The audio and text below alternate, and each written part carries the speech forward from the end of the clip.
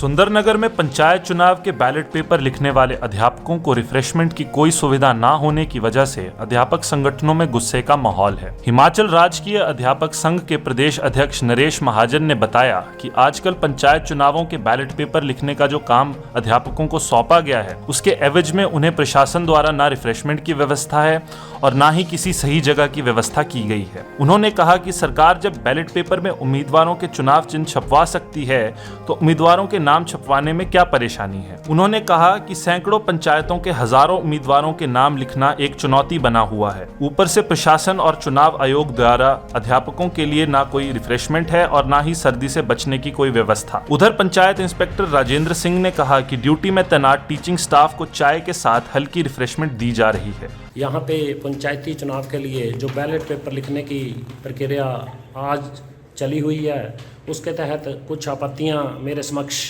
कर्मचारियों द्वारा लाई गई तो उस और आपका ध्यान दिलाना चाहता हूँ कि बैलेट पेपर लिखने में जो पहले तो सामग्री उपलब्ध कराई गई वो माकूल नहीं थी। उसके लिए जो पेन की व्यवस्था की गई उसमें ग्रिप नहीं बन पा रहा था।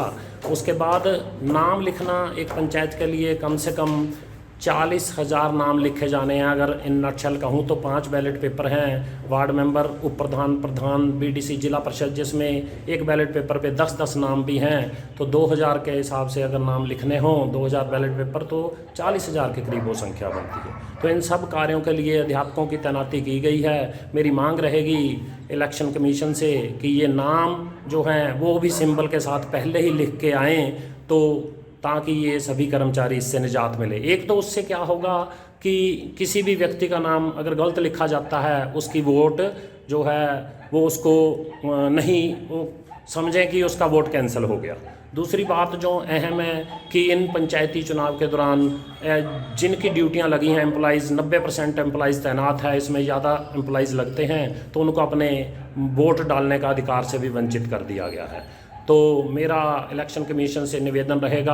और यहाँ पे जो एक और बात नज़र आई है कि रिफ़्रेशमेंट की जो व्यवस्था है वो भी माकूल नहीं है। सुबह साथी 8 बजे से शाम के 5 बजे तक लगे हैं, उनको मात्र 2 कप चाय से ही जो है पूरा किया जा रहा है। और दूसरी बात यहाँ ये मेन कंप्लेंट आई कि कमरे के अंदर ही लिखने को ये कहा जा रहा है। किसी को हो सकता है कोई जॉइंट पेन्स हो, कुछ हो, तो उसमें धूप में लिखने में भी कोई समस्या नहीं होनी चाहिए, वो बैठ के नाम लिख सकता है, ऐसी भी स्थिति होनी चाहिए।